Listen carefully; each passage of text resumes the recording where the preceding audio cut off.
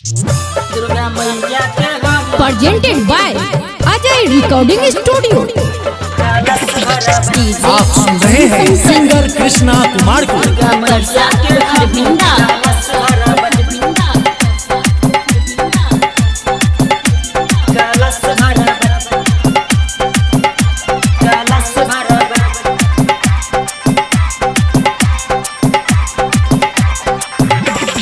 चले के सखी अब गेले दशहरा, मैया के पूजा करबे देते सहारा।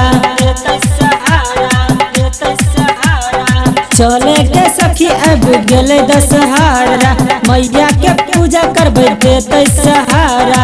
पापा से कह के कलश मंगेबे, गे पापा से कह के कलश मंगेबे। दुर्गा मैया के दुर्गा मैया के हम कलश भरब, दुर्गा मैया के हम कलश भरब, दुर्गा मैया के हम कलश भरब, दुर्गा मैया के हम कलश भरब, कलश भरब, कलश भरब, कलश भरब, कलश भरब। बोली बोली दुर्गा महारानी की जय।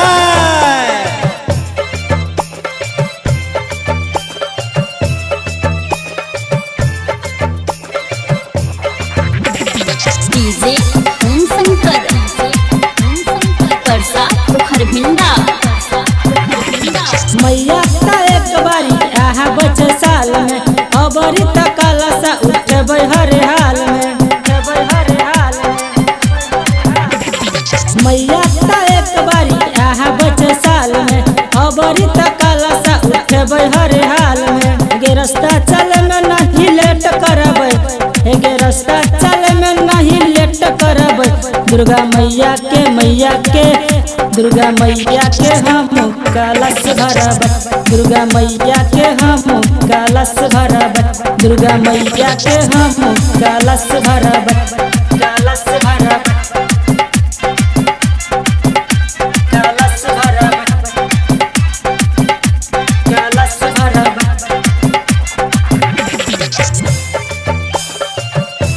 बोली बोली दुर्गा महारानी की जय।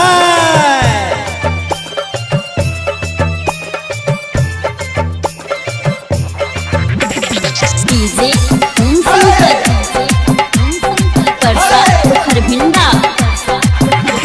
कलशा उठा बेटे सब सखी साथ गे, आ बचे मैया तेरा पसवार गे, तेरा पसवार गे, तेरा पसवार गे। कलशा उठा बेटे सब सखी साथ गे, आ बचे मैया तेरा पसवार गे।